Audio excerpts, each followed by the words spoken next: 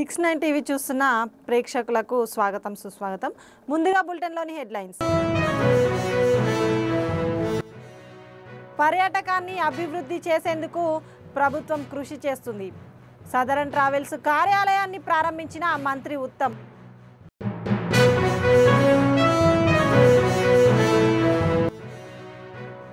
సంగారెడ్డి జిల్లా రుద్రారంలో Toshiba core processing centre ప్రారంభం. పెట్టుబడులను ప్రభుత్వం స్వాగతిస్తుందన్న మంత్రి శ్రీధర్ బాబు.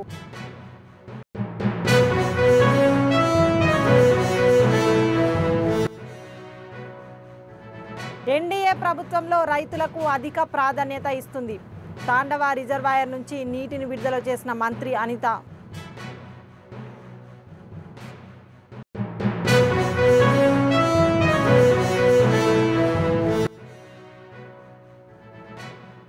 భారీ వర్షాలతో హైదరాబాద్ డ్రైనేజీ వ్యవస్థ అస్తవ్యస్తం. జీహెచ్ఎంసీ కార్యాలయంలో అధికారులతో సమీక్షించిన మంత్రి పొన్నం.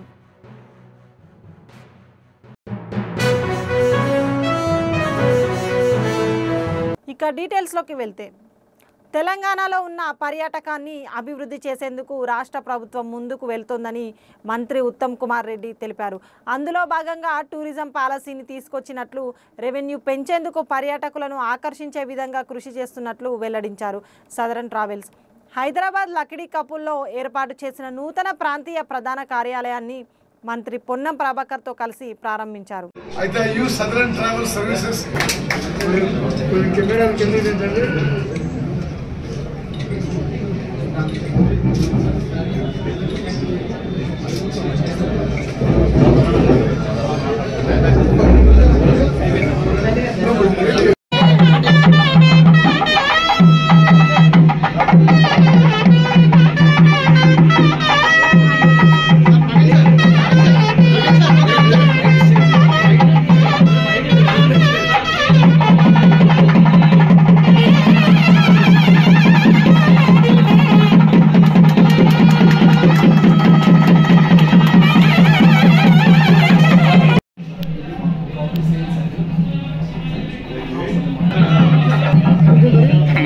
ఏమైపోలే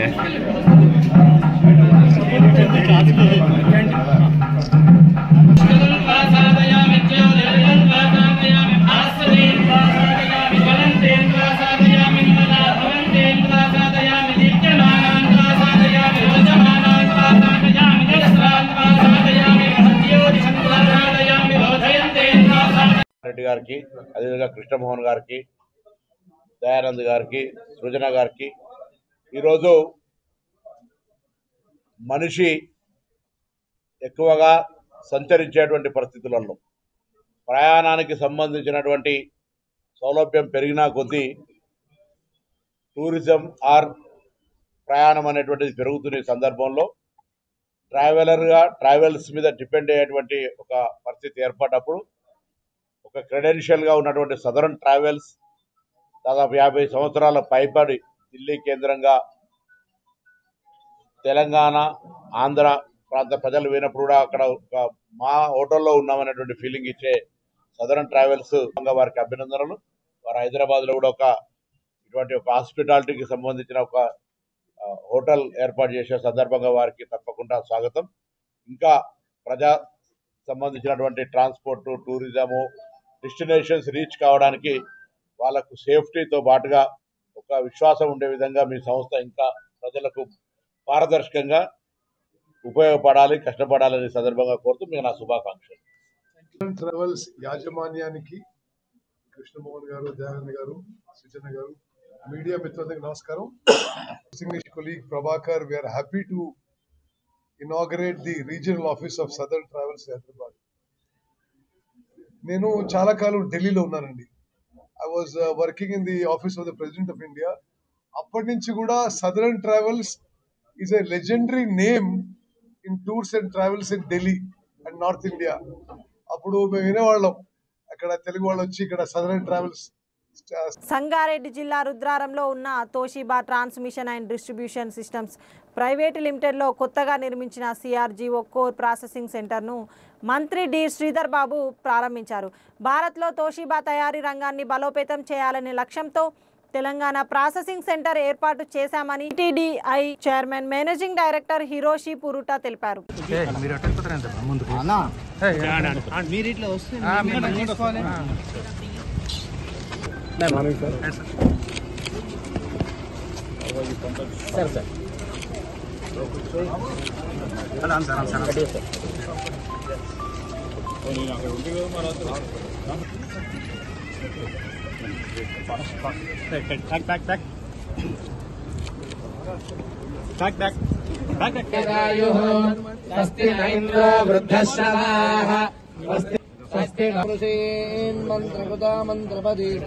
परादां वैश्वदेवीं वाचमुद्यासगो शिवामदस्ताधर्मापादं प्राणापानो मामाहाशिष्यं मयि मेधां मयि प्रजां मयि यज्ञश्चेजो दधातु मयि मेधां मयि प्रजा फलिनीर्या फला पुष्पायाश्च पुष्पिनेः बृहस्पतिः प्रसूतास्ता मुञ्चन्द्वान् दिशान्तिः ॐ ध्रुवन्ते राजा वरुणो ध्रुवन्ते बृहस्पतिः ध्रुवं शुभमुहूर्तकाले सूर्यादि नवानां ग्रहाणामत्यन्तानुकूलता फलसिद्धिरस्तु. One second. Thank you, sir. Thank you. Putting to the country almost 30,000 MVA per hour. And now with this expansion, we will be with 42,000 MVA per hour. This is that place. That we have done the groundbreaking. Yes.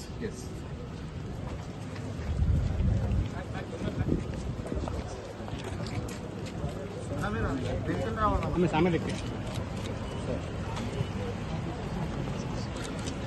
चलो back.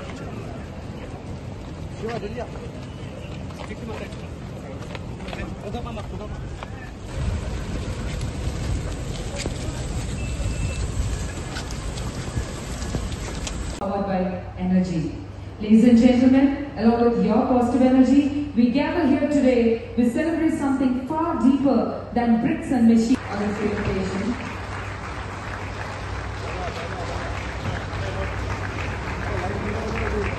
And we rise the arms for the Lord.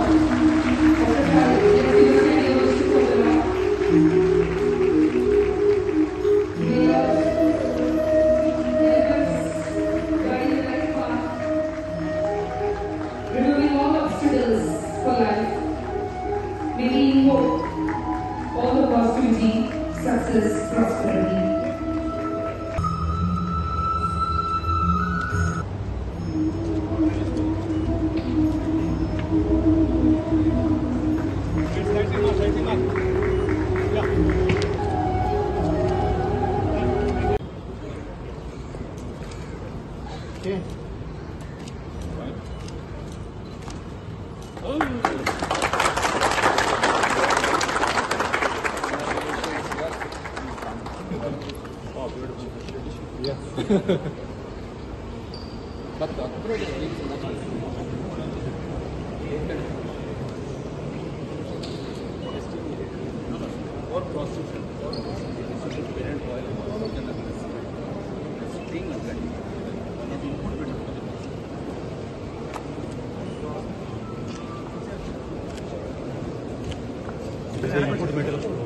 Back రండి బా.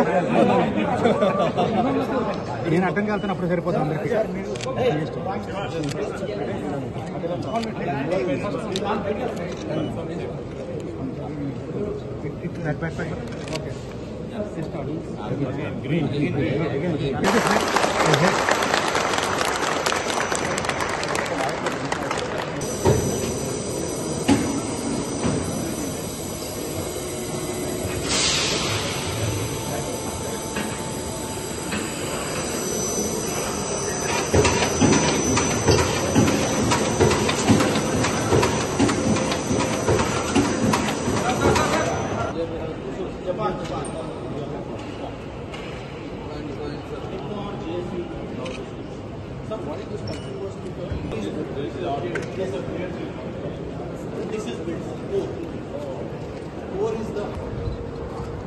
This is going to Italy, sir. This transformer. Shipment to work.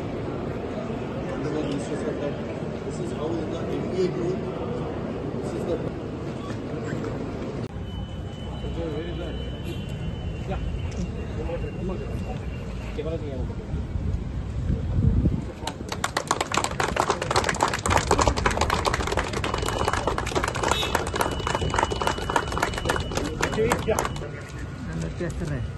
Close.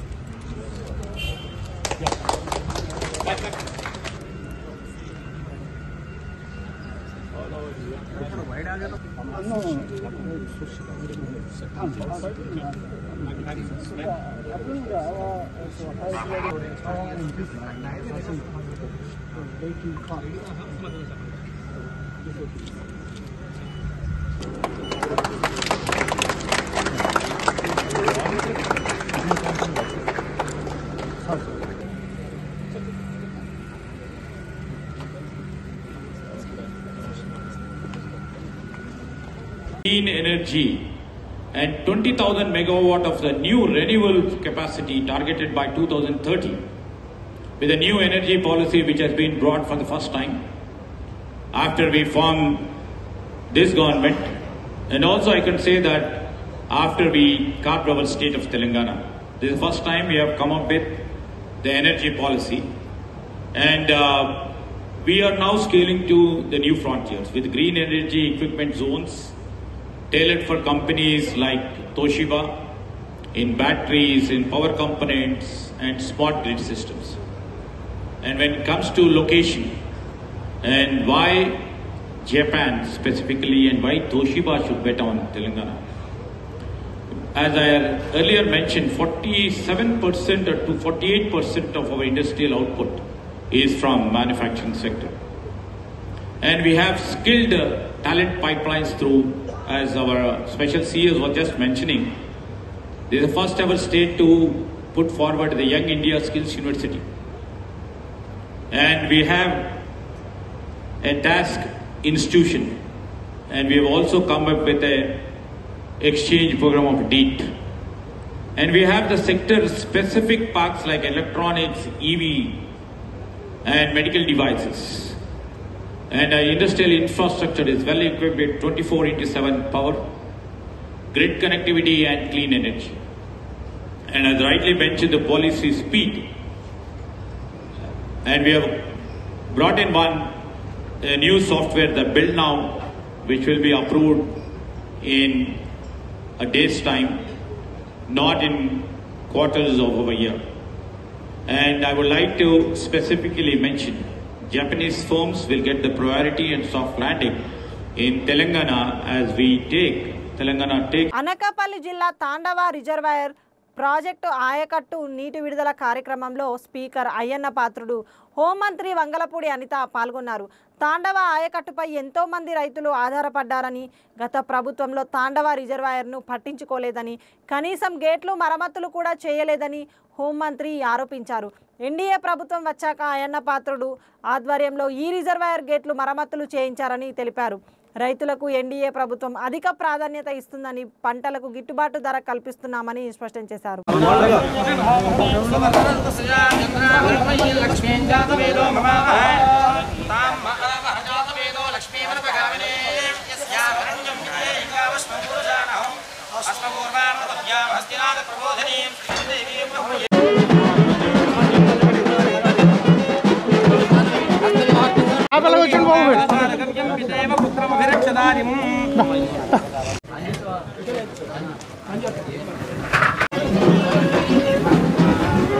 Hyderabad లో కురుస్తున్న భారీ వర్షాలు ప్రజలకు ఇబ్బందులు లేకుండా తీసుకుంటున్న జాగ్రత్త చర్యలపై జీహెచ్ఎంసీ ప్రధాన కార్యాలయంలో మంత్రి పొన్నం ప్రభాకర్ సమీక్ష నిర్వహించారు. ఈ సమావేశంలో mayor Gadwal Vijayalakshmi, commissioner RD Karnan, వివిధ విభాగాల అధికారులు పాల్గొన్నారు.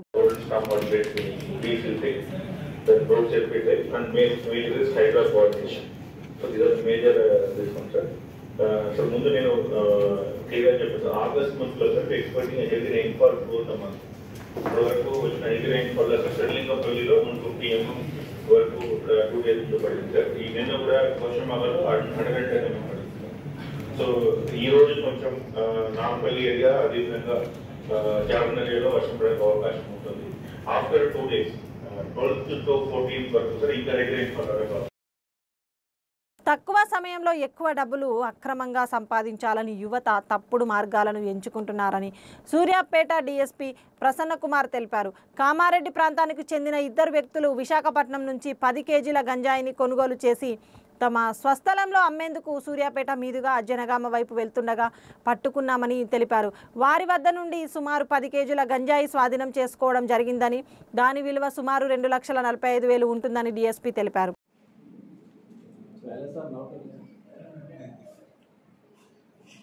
వాడేంటి పొలిటీషియనా?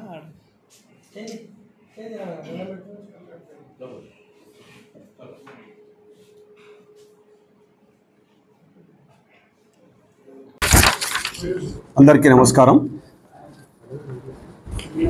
నిన్న తేదీ 8/8/2005 మధ్యాహ్నం సుమారు 1 గంట ప్రాంతంలో మన నాగారం ఎక్స్ రోడ్లో మన నాగారం ఎస్ఐ గారు మరియు వాళ్ళ యొక్క సిబ్బంది ఈ సాధారణ తనిఖీలు చేస్తుండగా ఒక ఇద్దరు వ్యక్తులు తన చేతుల్లో బ్యాగ్స్ ఉండి అక్కడ అనుమానాస్పదంగా ఆ చౌరస్తాలో కనిపించడం జరిగింది. వెంటనే మన ఎస్ఐ గారు మరియు సిబ్బంది వాళ్ళ దగ్గరికి వెళ్ళగా వాళ్ళు ఇమ్మీడియట్గా పోలీసును చూసి పారిపోవడానికి ప్రయత్నించుతుండగా వెంటనే వాళ్ళను అదుపులోకి తీసుకొని వాళ్ళని తనిఖీ చేయగా ఆ బ్యాగుల్లో సుమారుగా 10 కేజీల గాంజాయి ఉన్నది. దాంట్లో వెంటనే వాటిని స్వాధీనం చేసుకొని వాళ్ళను విచారించగా ఆ ఇద్దరు వ్యక్తులు కూడా ఈ పెద్ద కొడపల్ గ్రామం కామారెడ్డి జిల్లా చెందినవారు. ఒకరు పడవాల్ సుధార్ అని, ఇంకొకరు బర్దవాల్ శంకర్. వీళ్ళిద్దరు కూడా కామారెడ్డి జిల్లాకు చెందిన వాళ్ళు.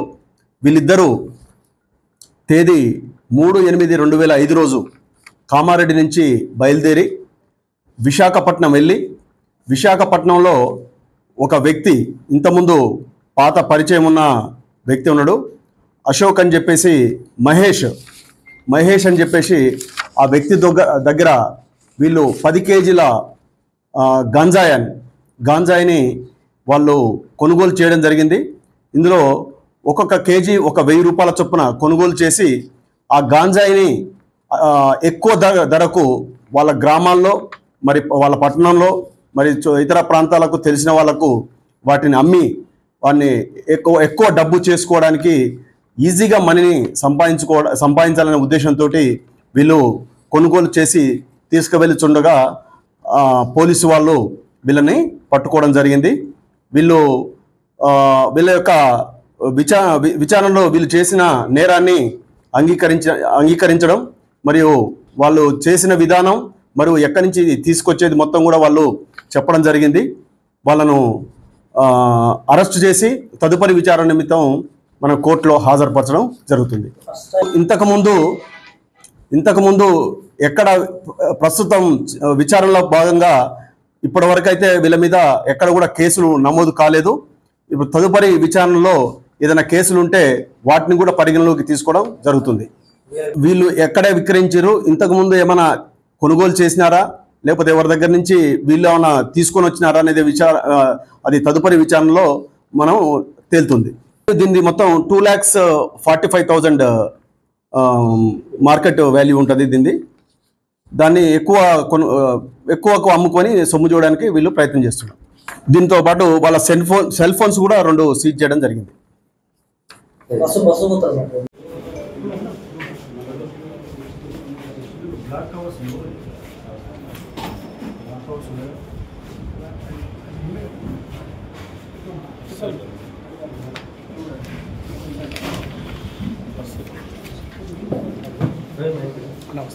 ఏలూరు జిల్లా పాలచెర్ల గ్రామంలో మద్యం దుకాణాల పెరుగుదల గ్రామ శాంతిని బాగా కదిలించేస్తుంది.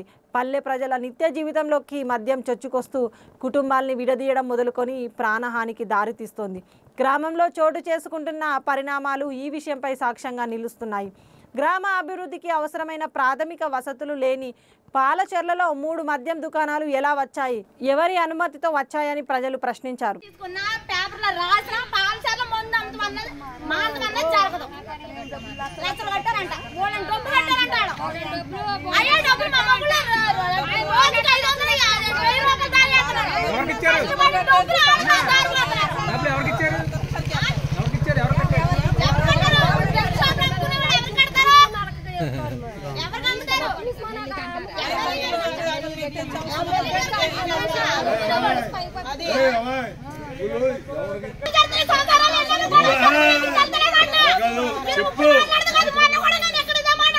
చెప్పు అదే వాడిని చెప్పు బాబు మరి ఇలా ఈ రకంగా అయితే ఇంకా జనం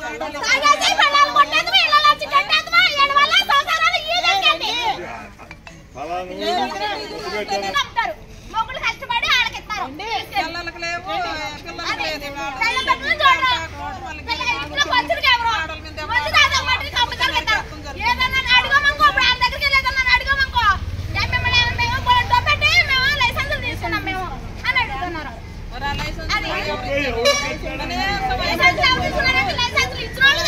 ఎమ్మెల్యే గారికి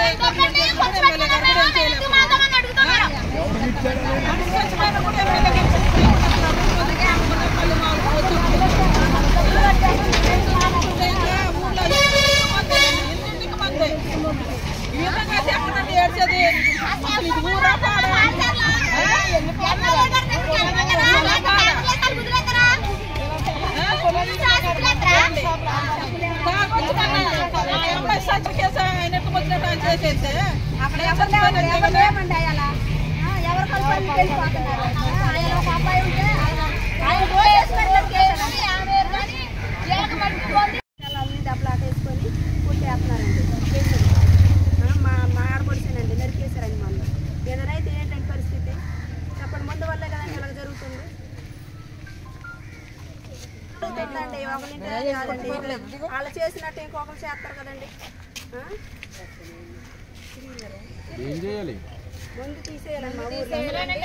తాగే వాళ్ళు ఊళ్ళో ఉండకూడదండి.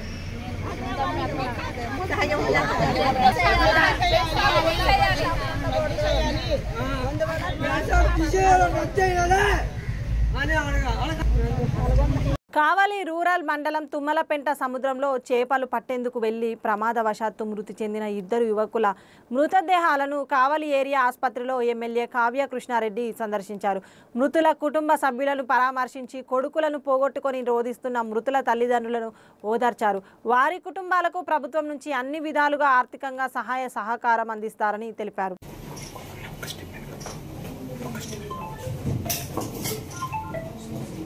కూటమి ప్రభుత్వం అధికారంలోకి వచ్చిన తర్వాత అంబేద్కర్ రాజ్యాంగాన్ని పక్కన పెట్టి అడుగడుగునా ప్రజాస్వామ్యాన్ని కూని చేస్తుందని వైసీపీ విశాఖ జిల్లా అధ్యక్షుడు కేకే రాజు ఆరోపించారు. కేవలం రాజకీయ ప్రయోజనాలే లక్ష్యంగా రెడ్ బుక్ రాజ్యాంగాన్ని అమలు చేస్తుందని మండిపడ్డారు. జీవీఎంసీ స్టాండింగ్ కమిటీ ఎన్నికల్లో రహస్య ఓటింగ్ వివరాలు బయటకు రావడంపై ఆయన తీవ్ర ఆగ్రహం వ్యక్తం చేశారు. ప్రజాస్వామ్య స్ఫూర్తికి విఘాతం కల్పించేలా సీక్రెట్ బ్యాలెట్ వివరాలను వెల్లడించిన అధికారులపై చర్యలు తీసుకోవాలని డిమాండ్ చేశారు.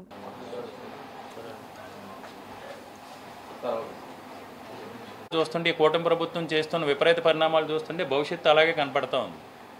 అంటే రేపు పొద్దుడు మీకు మద్దతు తెలపకపోతే ఏదైనా స్థానిక సంస్థల ఎన్నికల్లో ఆ ఊర్లోకి ఎవరిని రానివ్వరు, ఆ ఊర్లోంచి ఎవరిని ఈ రాష్ట్రంలో సంయుతంగా వెళ్తే ఈ కూటమి నాయకులు ఎవరైతే కూటమి తరపున పోటీ చేసే అభ్యర్థులు 10 మంది ఉన్నారో ముందుగా తెలుగుదేశానికి 6 మానుకొన్న బీజేపీకి 1 జనసేనకి ఏదో 3 ఏదో అనుకుని పేపర్లో వచ్చింది. మీడియాలో చూసిన దాని ప్రకారం అన్ని మీడియాలో వచ్చింది. అక్కడ ఏంటంటే ఎవరైతే అభ్యర్థులు పోటీ చేస్తున్నారో ప్రతి అభ్యర్థి కూడా ఇంత డిపాజిట్ చేయాలి, కూటమి పార్టీ తరపు నుంచి ఎవరైతే పోటీ చేస్తున్నారో ఇంత డిపాజిట్ చేయాలని ఒకటి సిస్టమ్ పెట్టుకోవడం, ఆ డిపాజిట్ చేసిన వ్యక్తుల దగ్గర నుంచి కలెక్ట్ చేసిన దాంతో ఓటుకు నోట్లు ఇచ్చినా సరే ధైర్యం సరిపోక ఈరోజు విశాఖపట్నం చరిత్రలో నాకు తెలిసి స్టాండింగ్ కమిటీ ఎన్నికల్లో ఇక్కడ అందరికీ తెలుసు చాలామందికి ఇలా క్యాంపు రాజకీయాలు చేయటం అనేది అయితే ఎప్పుడు నాకు తెలిసి అయితే జరగలేదు. వాళ్ళకి ఆనవాయితీకి వచ్చిన రిసార్ట్కి భీముల దగ్గర రిసార్ట్కి తరలించి 5వ తారీఖు సాయంత్రం ఆ రిసార్ట్ నుంచే, ఎందుకంటే వాళ్ళ మీద ఈరోజు ఇక్కడ ఎలాంటి పరిస్థితి, దీన్ని మనం గమనించాల్సిన విషయం ఏంటంటే డబ్బు ఇచ్చినా అధికారం ఉన్నా అధికారాన్ని దుర్వినియోగపరిచి కొన్ని రకాల వ్యవహారాలు చేస్తున్నా వాళ్ళు కార్పొరేటర్ల మీద వాళ్ళకి నమ్మకం లేదు. ఆ కూటమికి సంబంధించిన కార్పొరేటర్ల యొక్క శీలాన్ని శంకిస్తూ వాళ్ళ మీద నమ్మకం లేక క్యాంపు రాజకీయాలు చేసింది మీరు. క్యాంపు పెట్టి నేరుగా అక్కడి నుంచి బస్సులో ఎత్తుకొచ్చి ఓట్లు వేయించడానికి తీసుకొచ్చింది మీరు. ఇవన్నీ చేశారు. ప్రజాస్వామ్యయుతంగా అంతిమంగా ధర్మం గెలుస్తుంది. ప్రజాస్వామ్యంలో మేము నైతికంగా విజయం సాధించాం. చట్టసభల్లో సభ్యుడిగా ఉన్న తనకే రక్షణ లేదని వైసీపీ ఎమ్మెల్సీ రమేష్ యాదవ్ అన్నారు. ప్రతిపక్ష కార్యకర్తల పరిస్థితి మరీ ఘోరంగా ఉందని తెలిపారు. తెలుగుదేశం పార్టీ బీసీలను చులకనగా చూస్తుందని ఆరోపించారు.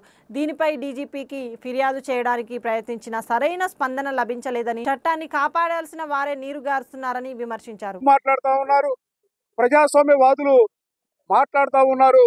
అసలు ఈ ఎన్నికలు రేపు 12వ తారీఖున జరిగే ఎన్నికలు రాజకీయ పార్టీల మధ్య ఎన్నికలు జరుగుతున్నాయా అంటే, ఒక పక్క వైఎస్ఆర్ కాంగ్రెస్ పార్టీ పోటీ చేస్తూ ఉంటే మరో పక్క తెలుగుదేశం, జనసేన, భారతీయ జనతా పార్టీ కలిసి అభ్యర్థిని పెట్టి ప్రధానంగా ఈ రెండు పార్టీలు ఓ పక్క పోలీసులే బైండ్ అవున పేరుతో ఆ ప్రాంతంలో ఉన్నటువంటి కీలకమైన మండల నేతలందరినీ కూడా ఉదయం నుంచి సాయంత్రం వరకు కూడా పోలీస్ స్టేషన్లోనే కూర్చోబెడుతున్నటువంటి పరిస్థితులు.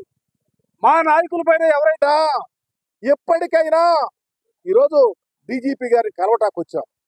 గేటులు లేవు, గేట్లు వేసారు, మమ్మల్ని వెళ్ళేటల్లా. చివరికి వాళ్ళే చర్చించుకుని ఒక 4 లోనకు పంపారు. ఎవరికి ఇవ్వాలి, ఎవరికి ఇవ్వాలి? మా యొక్క గోడు ఎవరికి వినిపించాలి? వెళ్ళి బల్లలకు వినిపించాం. అక్కడ అవుట్ వార్డర్ పెట్టుంటే అక్కడ రమ్మన్నారు. తీసుకెళ్లి మెమరాండం ఇచ్చి, అయా ఈ విషయాన్ని డీజీపీ గారికి చెప్పండి, విన్నవించండి. రేపు ఎన్నికల్లో ఏవో జరగడానికి సిద్ధంగా ఉన్నాయి. మీ వ్యవస్థ కళ్ళు తెరిచి మాకు సహాయం చేయండి, రాజ్యాంగబద్ధంగా ఉండమని చెప్పండి. ఎన్నికల్లో రాజ్యాంగబద్ధంగా మీరుంటే గెలుపు వైఎస్ఆర్ కాంగ్రెస్ పార్టీదే, గెలుపు జగన్మోహన్ రెడ్డి గారిదే. జగన్మోహన్ రెడ్డి గారి మీద అంచెలంచెల విశ్వాసంతో ప్రజలు ఉన్నారు. కాబట్టి అస్థిత పక్షపాతం వద్దు, మా వైపు ఉండొద్దు, వారి వైపు ఉండొద్దు. ప్రజాస్వామ్యబద్ధంగా మీకు ఇచ్చిన హలో అన్నా చాటుకొట్టు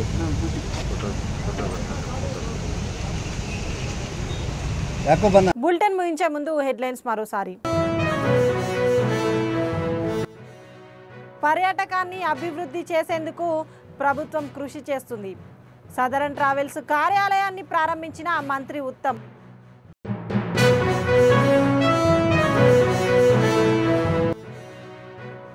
సంగారెడ్డి జిల్లా రుద్రారంలో తోషిబా కోర్ ప్రాసెసింగ్ సెంటర్ ప్రారంభం. పెట్టుబడులను ప్రభుత్వం స్వాగతిస్తుందన్న మంత్రి శ్రీధర్ బాబు.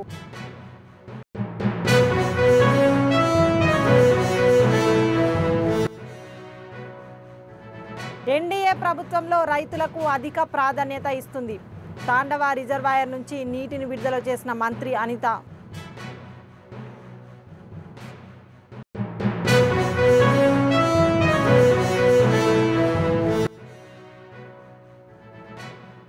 భారీ వర్షాలతో హైదరాబాద్ డ్రైనేజీ వ్యవస్థ అస్తవ్యస్తం. జీహెచ్ఎంసీ కార్యాలయంలో అధికారులతో సమీక్షించిన మంత్రి పొన్నం.